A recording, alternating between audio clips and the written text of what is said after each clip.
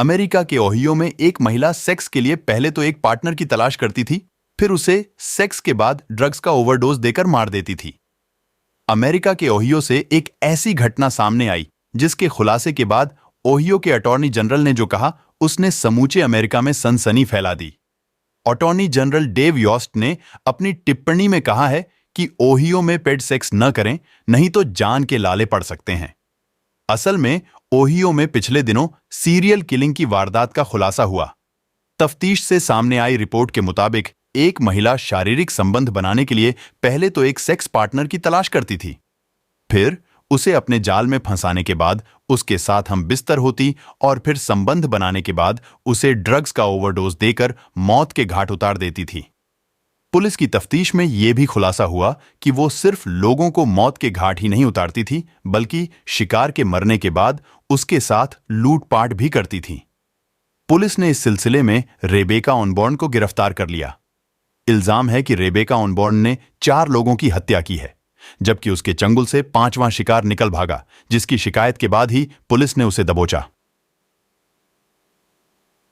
अदालत ने ओहियो की 33 साल की महिला रेबेका को कोलंबस में सेक्स की खातिर मिले पुरुषों को सिलसिलेवार हत्या करने के इल्जाम में दोषी पाया है।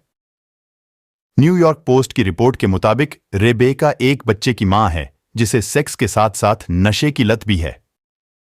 उसने कथित तौर पर 4 लोगों की हत्या ड्रग्स के ओवरडोज से की और फिर लूटा भी।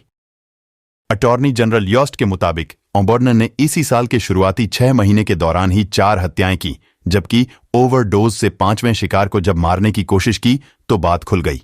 अटॉर्नी जनरल योस्ट ने मीडिया से बातचीत के दौरान बाकायदा एक चेतावनी भी जारी की।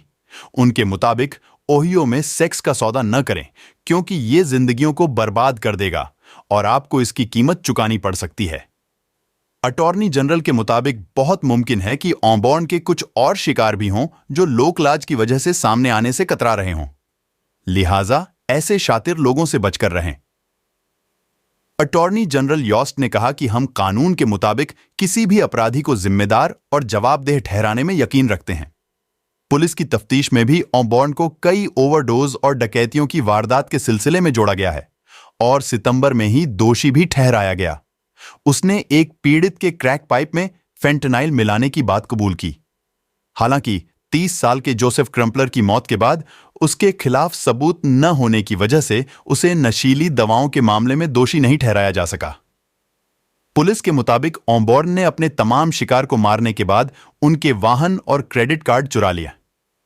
पुलिस ने उसके खिलाफ हत्या और डकैती के अलावा जानलेवा हमला करने और दूसरों को उनकी मर्जी के बिना ड्रग्स देने, सबूतों के साथ छेड़खानी करने और ड्रग्स की तस्करी जैसे मामले में मुकदमे दर्ज किए हैं, जिनमें अभी फैसला आना बाकी है।